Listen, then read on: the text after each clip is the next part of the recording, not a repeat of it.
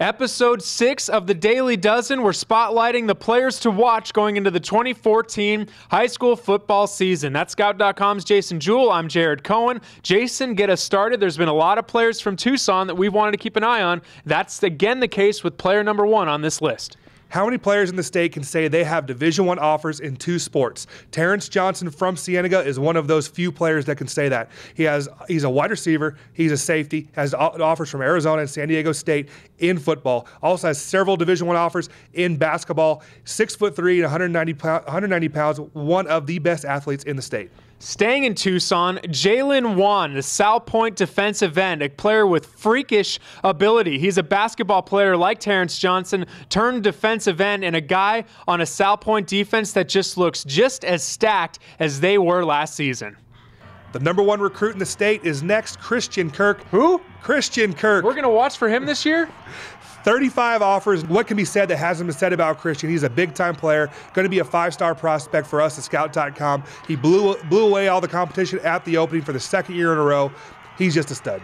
Robbie Clyfield. You can't talk about a Saguaro player without talking about a Chaparral player, too. The great rivalry continues to live, and Robbie Clyfield, one of the top linebackers in the state, had over 90 tackles last season, 3.5 sacks, 2nd team all-conference. A leader, has been a starter for the last 2 seasons for the Firebirds. Conrad Hamilton, the defensive-minded head coach for the Firebirds, is going to put Clyfield in a great position to succeed in his senior season. Brophy's had consecutive Division I quarterbacks. Tyler Brugman, who recently transferred from Washington State to Louisville. Brian Woodward last year signed with the University of South Dakota. Caden Knox last year got reps and made honorable mention all section last year. Coach Molander does a great job tutoring the quarterbacks there. Knox is only going to be a junior, but is a player to keep an eye on for the next 2 seasons. Adam Kokeiser, a transfer from Maricopa to Gilbert. This is a player for Maricopa last season at the defensive back position that was a first-team all-section player, had 4 interceptions, and now playing for Gilbert, going up against a much more difficult competition this time around. Could be a player that could really break out in 2014.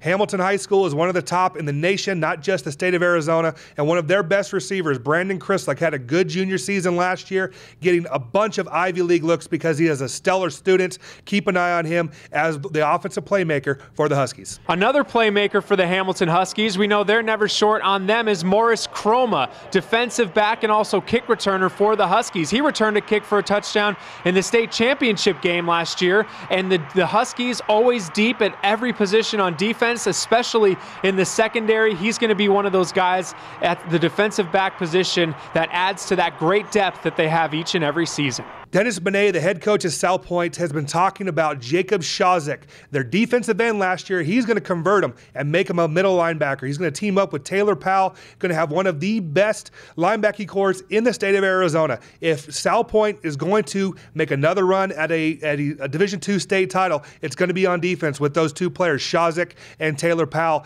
Shawzik only going to be a junior. Benet thinks he's going to be a big-time Division I player. My guy Jason Jewell right here calls Keanu Langster the best linebacker in the state that no one's heard of. Has him as his 5th best linebacker as he listed for the 2014 season, and is actually starting to get some Division I attention. NAU is a big fan of this player out of Casa Grande High School. I'm excited to see what he brings to the season this year.